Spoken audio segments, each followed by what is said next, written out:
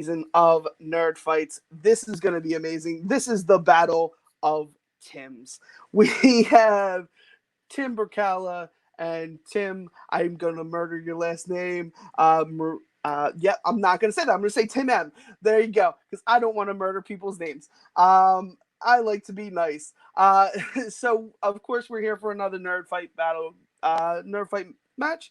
Simply put, it's 4 rounds, main rounds, with a minute, 90 seconds, 5 minutes, and 1 minute. Closing.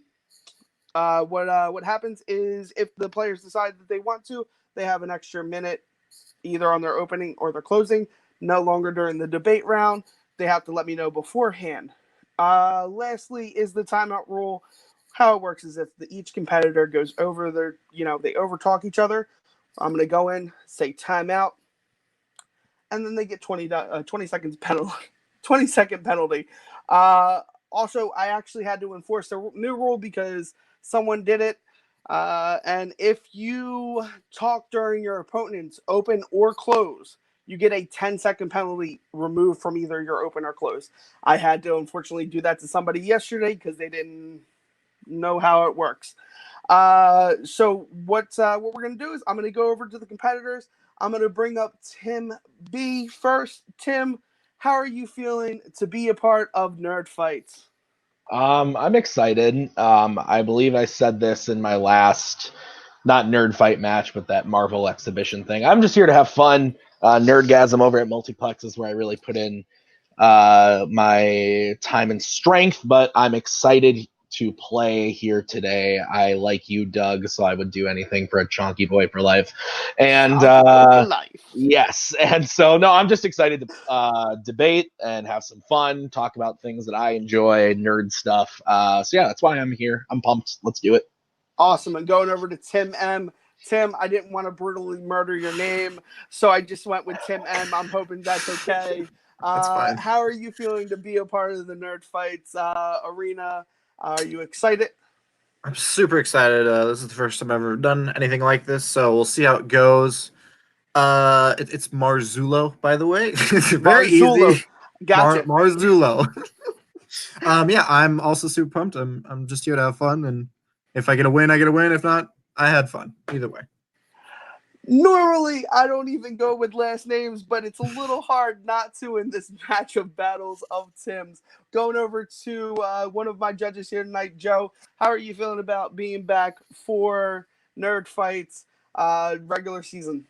I'm excited to be back. My schedule's finally allowing me to get some more judging in, and 2 great competitors. So I'm just excited to see what they have for each other.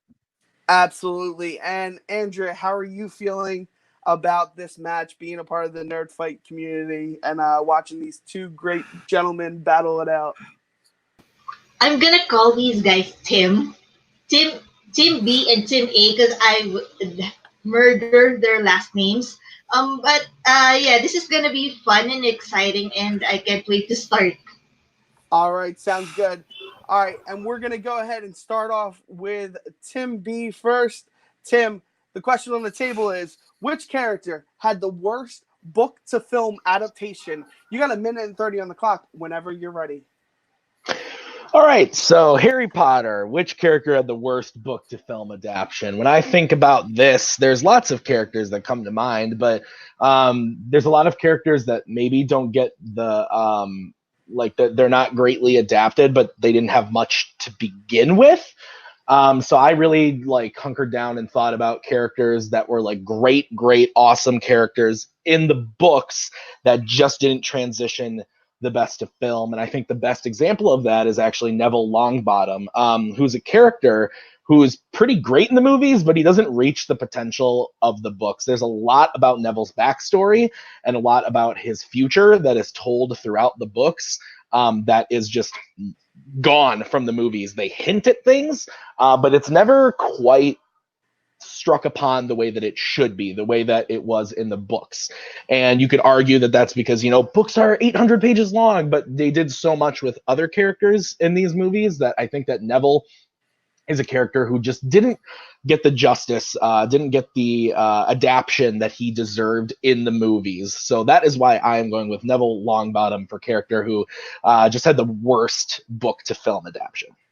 Awesome. And you finished up right about 13 seconds. And we're going to go over to Tim M. Tim M. That's kind of a fun way to say that because it's like it all juveniles together. In the realm of Harry Potter, which character had the worst book to film adaptation? You got a minute 30 on the clock when you start talking. I think there's only one clear answer here. The answer is Ginny Weasley.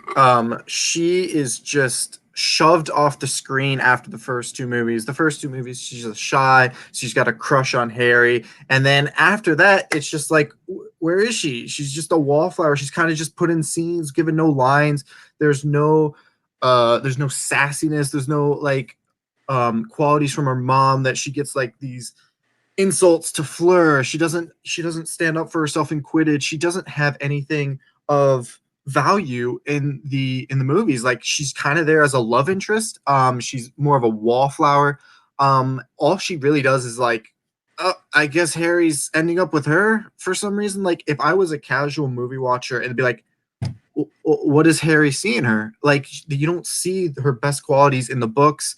I think there are many moments from, I would say, book 4 on that they just miss. It's just like, it's not even the actress's fault. It's more what the directors choose to put in the movie, and they just slant her from even showing the growth of her character, and it's just weird to watch. Like, why does she end up with him? Like, why? What does she find in him? Like, what does she find in Harry attractive? It's just, it's dumb. And that's why I think it's Ginny by far has the worst adaptation. Perfect. And finished just under time with 4 seconds remaining. Guys, you guys got 5 minutes on the clock. Remember the timeout rule in your back of your head so you don't forget to not overspeak each other. That'd be great. I apologize. No, it's okay. We're going to go over to 5 minutes when one of you start talking. Again, guys, I'm going to leave the question on the screen. Which character had the worst book adaptation until the countdown begins? Whenever you guys start. I think, Tim, you're really overselling how good Ginny is in the books. Like honestly, everything that you just said about her in the movies is kind of the same in the books. She's just kind of there. And as for what she sees in Harry's Harry freaking Potter. He's like the hero of the entire story. And he's this young, attractive guy who's all tortured, but also just like does these amazing things all the time. So for your question of she doesn't really find anything attractive in him, that's completely wrong because there are many things about him that are attractive. I didn't say that she didn't find anyone attractive in him. Like, did she just fall in love because he's like the Wonder Boy, like Romilda Vane, or is her crush still there? Like, and there are many scenes that you are overlooking that when she breaks up with Harry in the Deathly Hallows, like that she lets him go on without her, and she has a scene with Hermione where she's like, well, Hermione told me to let go, that it'll make you feel closer with me. Like, there's just no story to their romance. It's kind of just there. Now, well, Neville, I don't know what scenes Neville's missing. Like everything about the prophecy of him being part of the prophecy that's not here. Everything about his parents, not there. It's just hinted at in the movies, but it's never explored upon like it is in the books. Like he's such a strong character, and he's reduced to the guy with a sword who gets to cut off Nagini's head. Like, yeah, that's cool, but I wanted something more from Neville. And you also talked about like, did she just like find him attractive or just like start falling in love with him in movie 6 or whatever? No, it's clear from movie 1 when she comes in, she's in like 2 scenes in Sorcerer's Stone, and when she comes in, she's just all of a sudden like, that's Harry Potter. Oh my God, she's loved him for a long time. It just didn't become romantic until it went further. So like she's in love with the legend, but not the person. Like, but eventually, after getting to know the person, falls. But we don't get that scene. We don't get those scenes of her getting to know the person. That's what I'm saying. I think we do in Half-Blood Prince when they go to the Room of Requirement together, when they're spending Christmas at the Weasleys' house. But like those are all there. And I'm not saying that it's perfect. I'm not saying that it's a perfect adaptation from book to screen, but that is way better adapted than Neville, because Neville just doesn't get any justice whatsoever in the movies compared to what he gets in the books. All right, in the books, all it says is, oh, it could be Neville or it could be Harry. Like that's all it says in the books about him being, oh, he could be the chosen one. Like, yeah, okay, it could have been Neville and it could have been Harry, and Voldemort chose Harry because Harry was a half-blood. And that's really But all then that's why shown. didn't? Yeah, but no, but that's just all that's shown in one book of Order of the Phoenix. But they explore upon that in Half-Blood Prince and Deathly Hallows, and it's never even touched upon. They don't even adapt it. They thought it was like, oh, we don't even need to worry about this. Like they at least went and did the Ginny Harry thing. Like they at least did something from the books that was good. They didn't even touch this thing with Neville. They made little hints at it, but then they realized, we don't want to do this. Why? It's such a good part of the story. Because it's not that important. Like, so what? So what? Voldemort had. What did they explore in the 6th book about him maybe being the chosen one? What do you mean it's not important? Because it is important to that book, and just because it's not the main plot of the story, it's still a part of the story that wasn't adapted well, and that's the question. What character? Like what in that book? Well? What in that book was Neville's relationship touched on with being the chosen one? In which book? In the 6th book, like you said that. Okay, so I mentioned that it could have been him or Harry, and then you said in the next book it's touched upon further in the books. I'm not saying specific parts of the. I'm saying that across the rest of the story, they always hint back to the fact that Neville could be part of the chosen one. That's something that Harry thinks about. All this, something that Neville is thinking about, and that's something that could have been interesting if you put that in Neville's character of like, maybe I am the chosen one, but they don't do that. They reduce. I don't think he ever knows. I don't think he ever knows that it could have been him. I don't think it's ever told about. Anyway, that beside, I think they have Neville's character in a nutshell. I think he's this awkward kid that kind of just gets picked on, and he stands up to his friends in the 1st movie. He kind of is shown as the leader in the 7th movie. It kind of encompasses his character. I don't think, like, do we need the scene of him losing the passwords in Prisoner of Azkaban? Do we need the scene of him, like, he's even given the scene of Dobby in Goblet of Fire that he's this herbology master, which isn't even in the books. They do talk about him being a herbology master, though, in Goblet of Fire when he gives him the gillyweed. That's what I'm saying. They have it in the movie, so that's why it's not a bad adaptation, because it's shown in the movie. That's one aspect of his entire character. That's what you're, and same with you. You're only talking about the one aspect of Ginny, because that's all you've mentioned about her this entire time. I said her personality is missing too. I said all of her qualities is missing too. Time. All right, guys. And of course, as always, it goes back to the person that started us off. Tim, you have a minute on the clock, and tell us why Neville was worse than Jenny when it comes to the adaptation. I think that the question is, which character had the worst book to film adaptation? I don't think either characters here have been presented, were adapted exceptionally well, because they're not main characters. But the point that I'm trying to get across is that Ginny did have a meaningful relationship with Harry in the movies. It wasn't perfect based off of what was in the books. But they completely cut a thing from Neville altogether, a thing that made Neville an interesting character, a thing that made the readers interested in him, that was completely taken out from the movies. At least with Ginny, maybe the actress doesn't have a great personality, but the character makes sense with what was in the books. It's up to date with what is in the books. So to me, that's a pretty decent adaptation, because it follows what is in the books. Neville, they don't. They reduce him to a punchline for most of it. Don't talk about the prophecy, which is a very important thing to his character. Time. Perfect. All right, we're going to go over to Tim M. Tim, again, 1 minute on the clock for you to close. Tell us why Ginny was a worse adaptation than Neville was. Minute on the clock when you start talking. I think you're way over emphasizing his prophecy. I don't even think in the books that Neville realized that he could have been it. Like, no, I don't even think he was told that. I think that was just between Harry and Dumbledore. I don't even know when Neville would have got that. I think Ginny's personality got struck. She has no personality. She's just there. And it's not just the love interest, like her fiery comebacks. She is her mother's daughter. She knows when to insult. She like gets in with the group, and she leads. She's a leader once those three have left. She leads the army, and I don't see how Neville. I think Neville's whole thing of being this character that grows from this bully child to this like badass character that cuts off the head of the snake. I think that was pretty well encompassed. I don't know what prophecy scenes you're missing. I can't think of any. I've read the books a lot. I don't know what you're talking about. I just don't see Ginny having any influence in movies at all. All right, wrapping it up just before his minute's over. And I'm going to go over to Joe first. Joe, where are you seeing this battle? Make some sense for me. Yeah, Neville or Ginny, who had the worst books to film adaptation? Man, this is you guys are both coming out swinging hard, and I appreciate that. For me, Tim B gets the point for me on this one.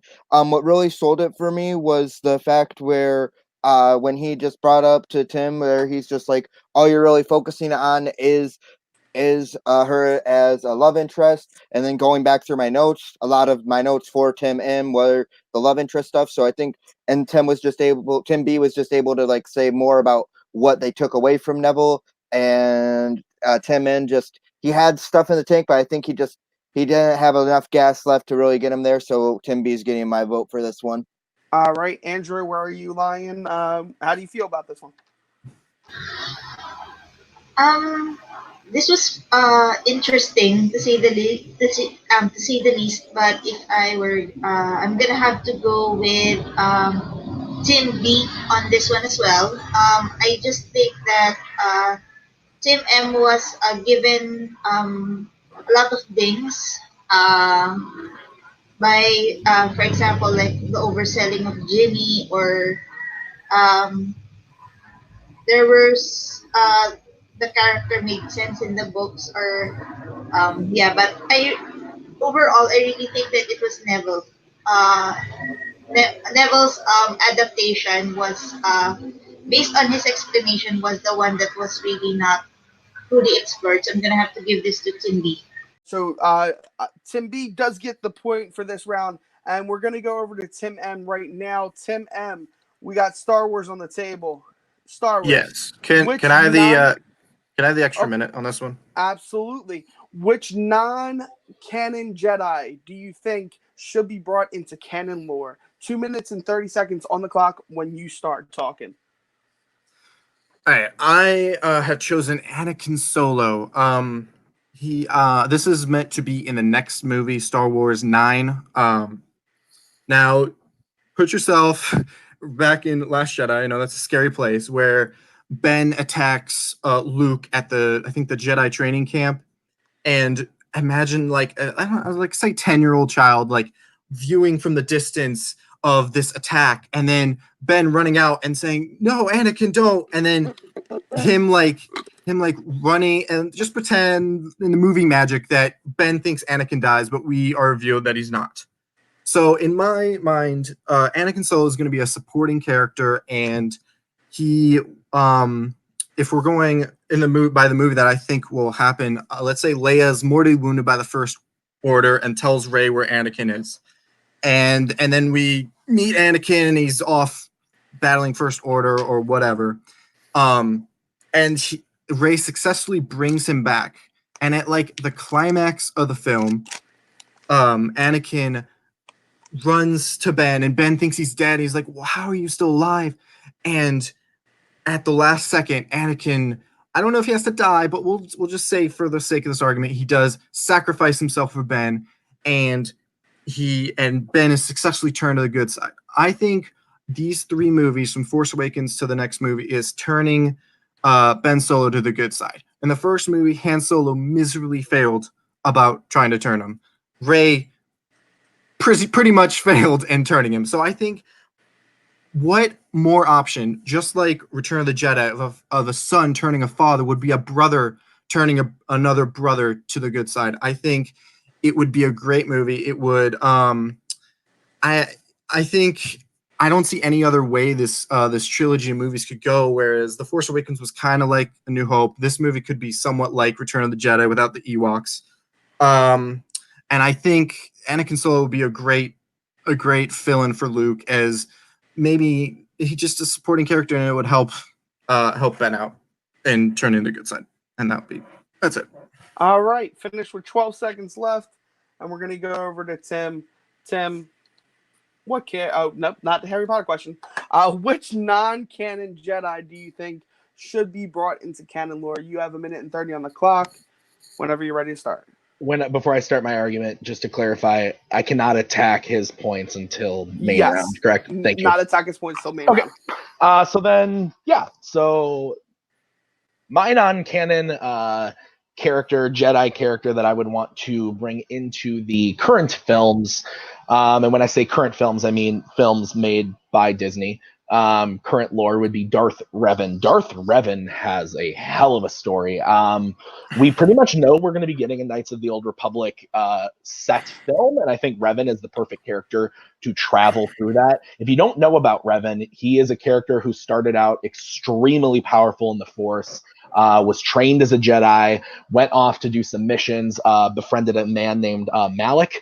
Him and Malik are kind of Jedi Knights out in the world, and they get seduced by the dark side, turn into Sith. There's a lot of back and forth between them. He falls in love, gets married. There's just a lot of material there that you could turn into a current film, trilogy of films even, with Darth Revan. So I think Darth Revan is the most interesting character from the old lore legends that we could bring in to the current canon Star Wars. I think that it's a character that people would easily fall in love with because it is a Jedi Sith back and forth. That's what people like about Star Wars, is the good versus the evil.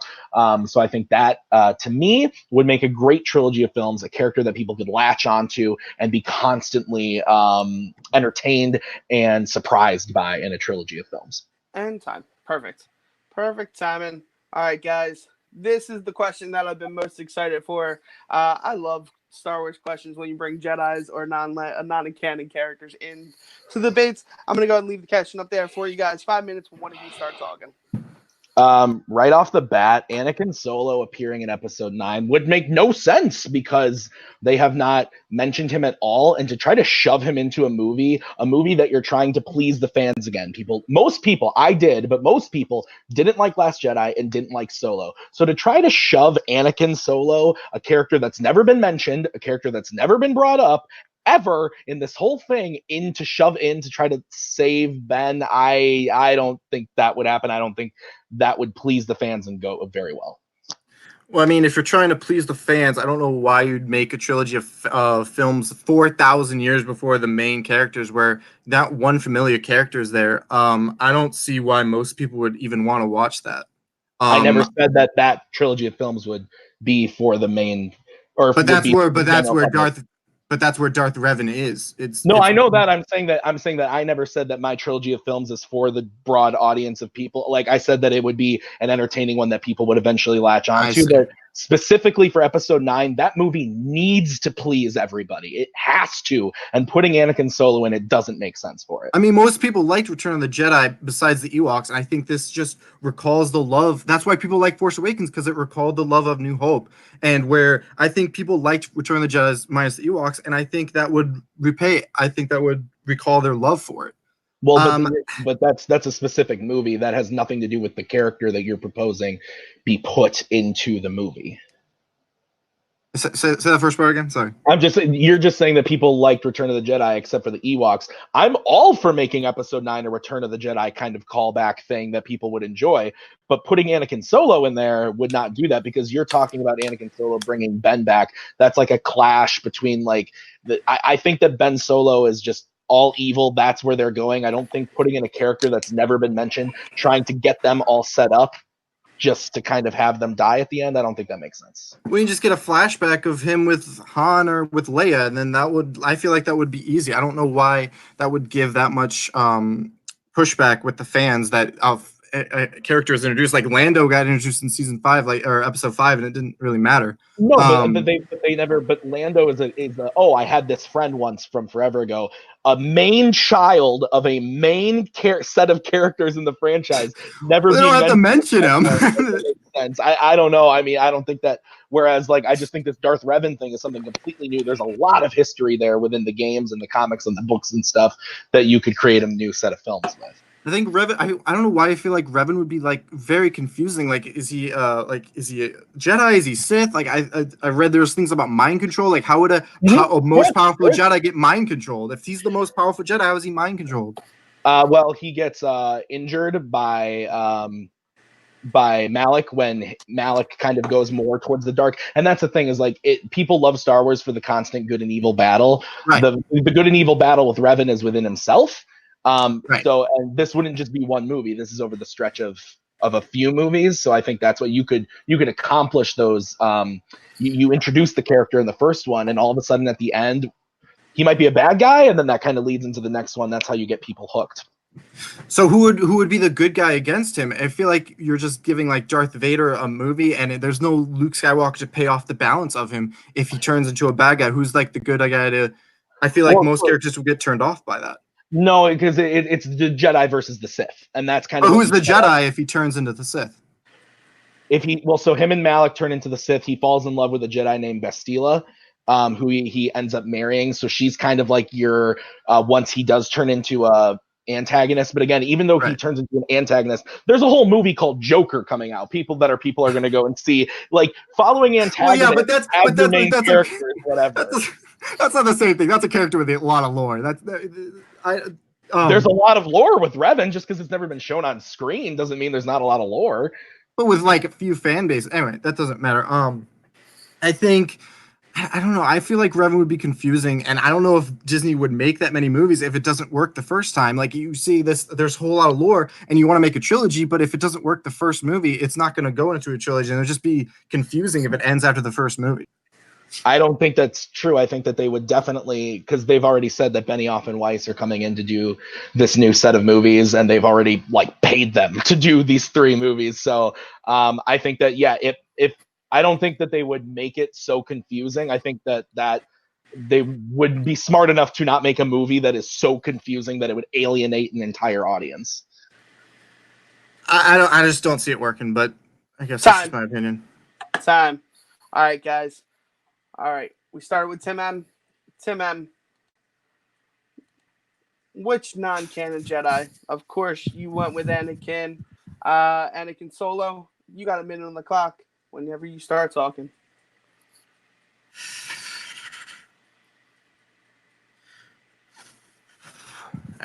I think Anakin is the best non-canon because even though you had him late and you might not get, like, you may feel forced, I feel like it would be easier to connect with him with a flashback of Han Solo, and then I feel like the fans would accept that. I don't think it matters.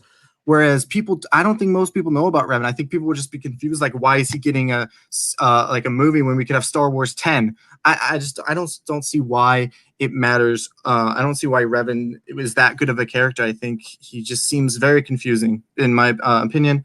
And I think Anakin would bleed that Solo, where I think every movie loves that Skywalker connection, where there's the Darth Vader and the Solo. I think it would continue. And I think they would love. I think they'd love the movie if there was a familiar sacrifice to turn him to the good side, which I think is where the trilogy's leading into. All right, perfect. Under a minute, 5 seconds left. We're gonna go over to Tim. Tim, again, question to you: why is Revan a better choice to bring into the lore than Anakin Solo? The reason that sacrifice play to get the bad guy to be good was so powerful was because it was Luke to Vader.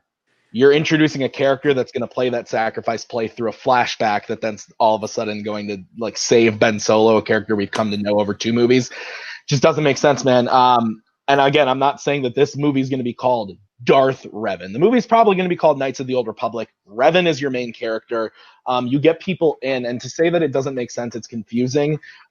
Sure, maybe in the short blurb that I've had, maybe, but there are millions and millions of fans who love this character, who have such a strong passion for this character. And Star Wars is so big that even something like The Mandalorian that's going to be on Disney Plus, people are going to tune in and watch it because it's got that Star Wars name associated to it.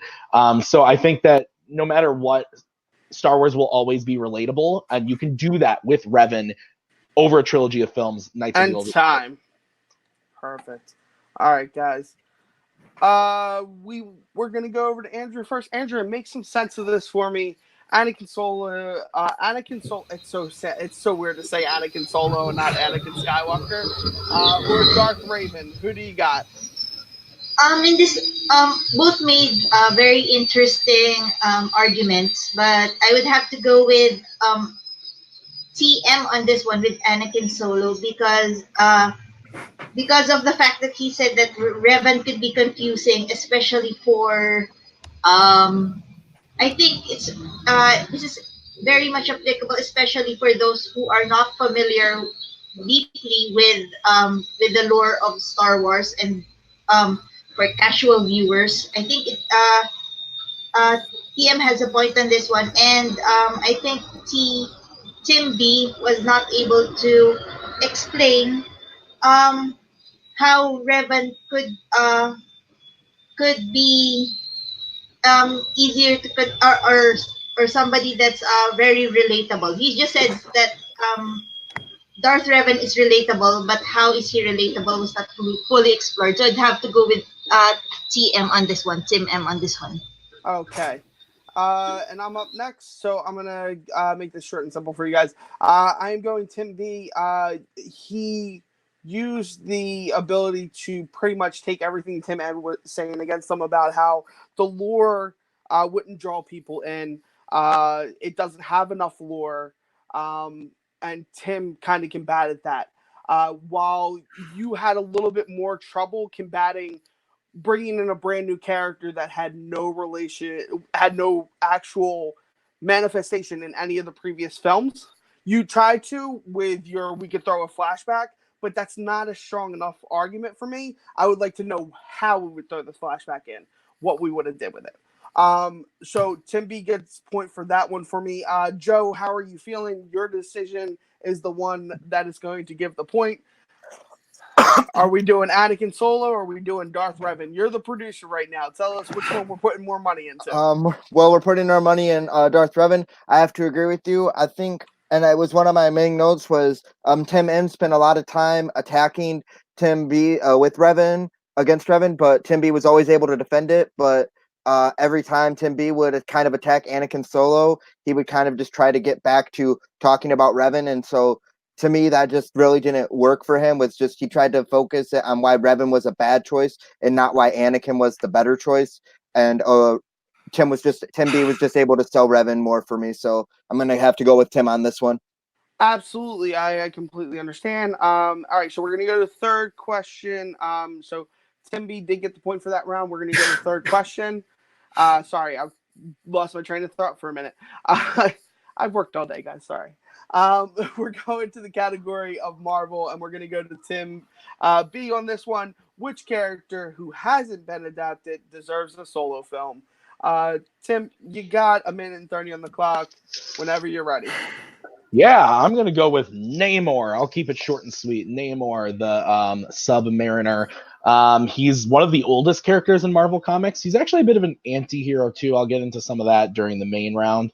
But I'll call it like it is before my opponent calls it out. He's basically Marvel's Aquaman. I know that's going to be a dig that he gives at me, and that's fine and dandy, because I think the DC film Aquaman is actually pretty entertaining, but it's nowhere near as good as any of the recent MCU films.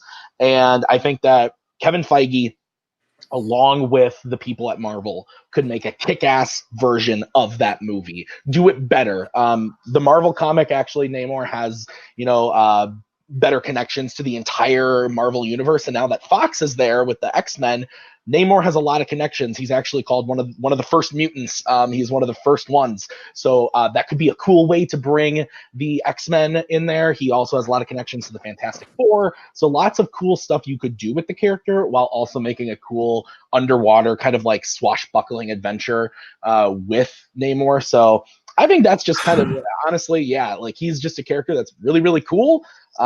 He can handle himself, but he can also join the team up stuff with the Avengers, with the X-Men, with the Fantastic Four. I think he's a great character, and they've already hinted at him being in the MCU, not only in Iron Man 2, but also in Avengers Endgame. So I think it's just a matter of time. He's a great character. Perfect. Tim M, I'm going to pull the question up for you as well. The question is, which character who hasn't been adapted should be adapted and get a solo film? 1 minute and 30 seconds on the clock when you're ready. My answer is America Chavez. We just had the Black Panther with the first black superhero. We just had Captain Marvel with the first female. So why not we why not have the first Latin American hero and the first LGBT hero?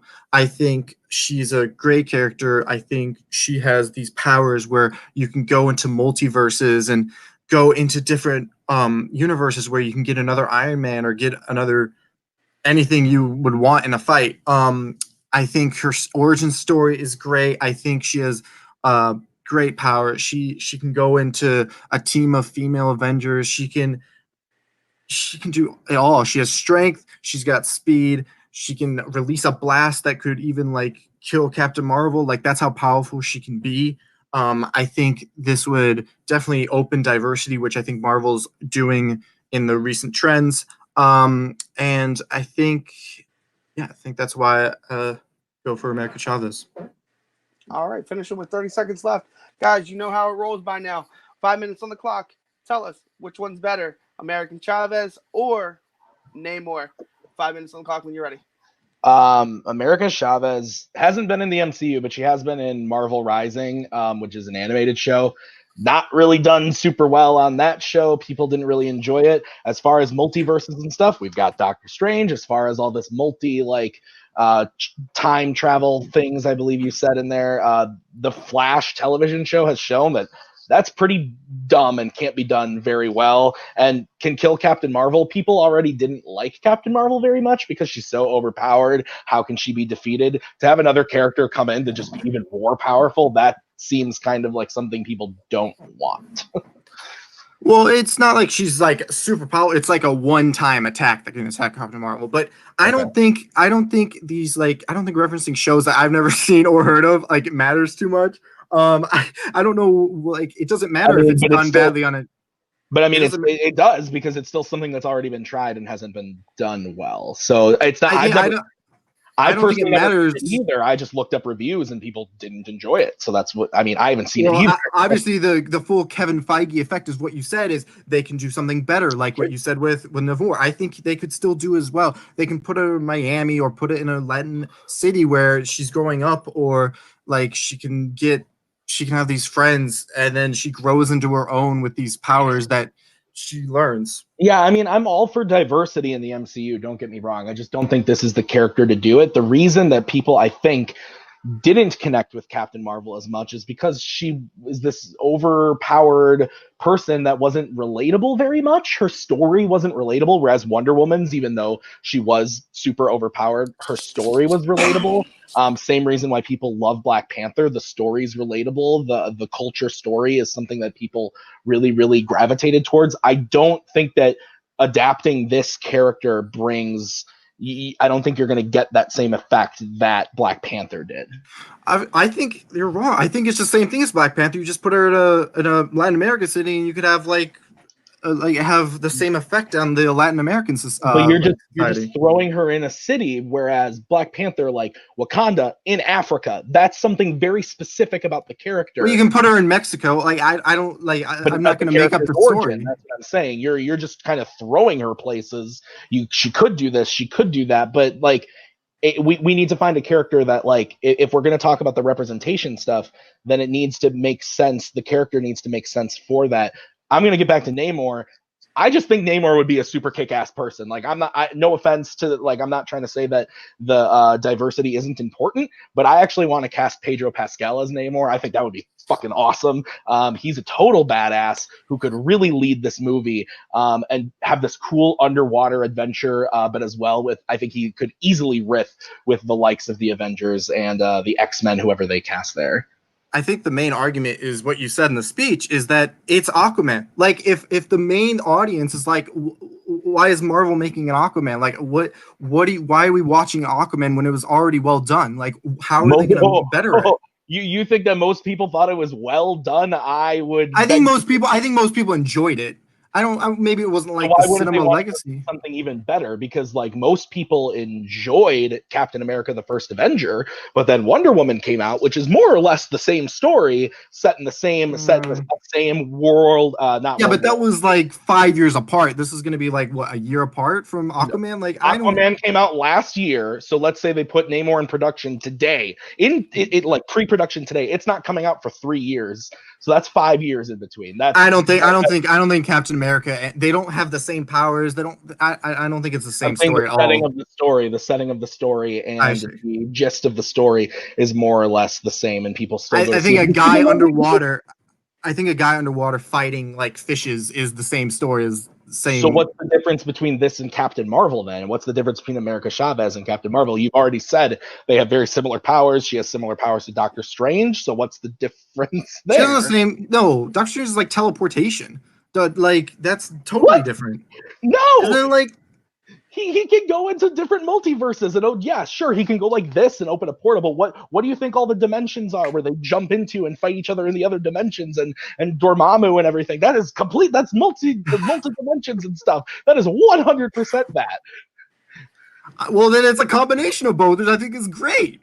I think it's a great spin. I think she's a good female hero. I think the diversity is the huge lead for this, where they could just say put her in Mexico City. We'll just say that, and put her and have a great Hispanic hero. Time. All right, we'll get into that later. So we're gonna go over to. I started with Tim B on this one. All right, so Tim B. Got a minute closing, unless you want to use that extra minute. It's up to you. No, I don't. All right. We're going to a minute whenever you're ready. Yeah, I spent a lot of time kind of shoving down America Chavez. I feel like I don't really have any much more to say on that than I've already said, that she's similar powers, similar whatever, that as other heroes already in the MCU. So Namor, Pedro Pascal, I just want to see a well-done version of that movie. I know we already saw Aquaman. I'm saying that it can be done better. Pedro Pascal is a great actor that is going to be in The Mandalorian. He's already in with Disney, so Kevin Feige can hire him, hire a great director, make a kick-ass underwater movie that maybe doesn't have as much like grand stakes as these other MCU movies of recent. Something kind of fantastical, but also down to earth. I think that would be something really, really fun for people to see. And America Chavez is just, it sounds to me, based off what my opponent is pitching, that it's been done before. I'm all for diversity, but I feel like I've seen the movie he's already said, whereas the movie that I'm pitching is something beyond what we've already seen, something more, something epic, something better. And time. All right, going over to Tim M. Tim M, this is how you keep yourself out of getting knocked out. Give us a haymaker for a closing. 1 minute on the clock. Whenever you're ready to start talking. Namor is just Aquaman. Talk about similar powers. He literally has the exact same powers as Aquaman. I don't understand that similar argument at all. America Chavez is a city hero. She is down low. She's like a Spider-Man, but with Doctor Strange's powers and Captain Marvel's powers, and she can be that hero that most people don't see in these days. You never see an LGBT hero. You never see a Hispanic. There's only one Hispanic character in MCU, and that's Michael Pena from Ant-Man. Like, there's no representation. I think this would be a great way for representation. And I think she although she has similar power, everyone has similar powers. Like, there's a lot of similar powers, but I think it's the best way. She has a great origin story where moms sacrifice themselves to save time. I think it's just a beautiful story from start to finish. I think she could be used in a lot of ways where I don't see Namor being used in any way except fighting fishes. All right, he's ending his argument on fighting fishes. All right, so I get to start this one off. Tim, you did a great job trying to argue back as much as you could, but you kind of put yourself in this box that you basically used an argument against Tim to boost an argument for yourself. Basically saying they have the same powers, basically saying they have the same story. It's kind of a clash of the same, whereas Tim gave us a full-fledged what this would be. It's an adventure. Yes, it might be like Aquaman, but it's not really, because he's casting Pedro Pascal. I'm not gonna murder names already. So I'm gonna give my point to Tim B, and we're gonna go over to Joe. Joe, where do you see this match? I'm also going to go with Tim B. I think he just did a great point. Actually, because I was paying attention, Tim M never even started attacking Namor until 1 minute in the 5 minute round. It was pretty much Tim's Tim B just was able to really bring in on my America Chavez wasn't a good character, and there were just not enough was said about against Namor on Tim's side, and Tim B was just able to bring in the punches and also be able to just really deconstruct the argument and everything. So yeah, I'm gonna give my point to Tim B. Alrighty. And you know what that means, guys. And your winner by KO, Tim. We're gonna go ahead and go over to Tim B real quick. Get a couple statements from him. Actually, real quick, first, before we close up the match, don't be mad, Tim M. You are gonna get a Latino hero by Miss Marvel. Miss Marvel's coming into the show. Yeah, series. that's coming to Disney. Yeah. So you got that. I wanted to be like, you got that. But now let's go over to Tim. Tim B, how are you feeling, good sir?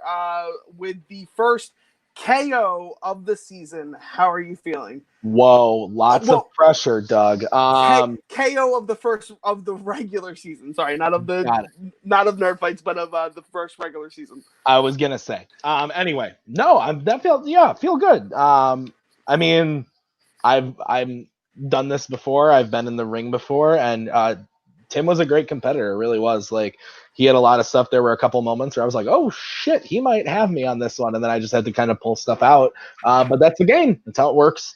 Yeah, I really would have liked to argue that Justice League question, but that's okay. Yeah, no, I feel pretty good. I'm sure whoever I face next will demolish me.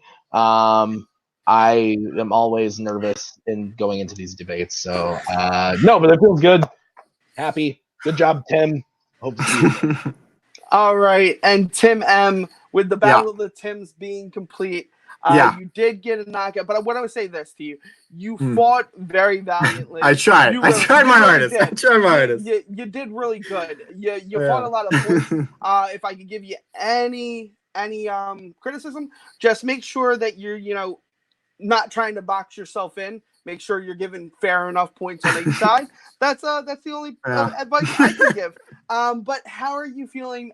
Do you plan on coming back? I know that some people, after they lose, they want to just not come back anymore. But I think you should come back because you were very entertaining, and it was a great match, in my opinion, even though it did not turn out the way that you wanted. Yeah, it was great. I would not have loved the DC either. I would have been very been grasping at straws with the DC one because it was a great match. The only one I really wanted was Harry Potter and Neville. I still have no idea what you're talking about. I was more confused about that one, but it's all right. Yeah, it was fun. I'll try it again. I just need to study more, and because I was got a little sidetracked, I just couldn't pull out as much as I needed to. Absolutely, I completely understand that, and of course, both of you did really good job tonight, and it wouldn't be without anything else but my judges by my side, judging this match. Going to Joe first. Joe, how do you feel about the regular season? You didn't get to see a speed round go off yet, but the speed round's kind of interesting. We'll get to that eventually. We'll get you a match with this speed round. Because I have never been in a match where there's a speed round and nerd fights yet, and it makes me sad, but it just shows the strength of the competitors that we have in this league, where they are able to end it within the 4 regular rounds. We had 2 great showings. I think that it's just very much where these guys were just, it came down to who was able to really just throw punches more against the other, and it just happened to be Tim B this time around. So yeah, it was an amazing match, and I can't wait to see how this league keeps growing and evolving. Absolutely. I'm in the same boat as the commissioner. I do want this to keep growing and expanding. Going over to Andrea. Andrea, I'm just messing everybody's name up tonight. I feel great about this. I'm just doing wonderful things tonight. How are you feeling about the match? How do you like nerd fights? Where's your headspace at? This was actually a good fight. I'm actually a big nerd, so yeah, this particularly this division is so much fun for especially to listen to you guys argue geeky stuff. So which is that's where my headspace is at right now. So yeah, it was a good effort for both for both teams, and I can't wait to see you guys fight again. Absolutely. I'm so excited. We need to have a battle of the Tims too eventually down the line. It'd be great. Maybe we can find another Tim and we'll do a three-way debate. We'll figure it out. We'll figure it out. He's too good. He's too good. He's too good. Don't give me a champion the first match. We'll do a tournament of Tims. We'll just find a bunch of Tims, line it up. We'll get 16 matches going, and we'll make it a interesting debate. Guys, as always, it's a pleasure being here with you guys. For Joe, for Andrea, for Tim M, for Tim B, and for myself, Doug, it's been a wonderful time. But nerds, keep on fighting.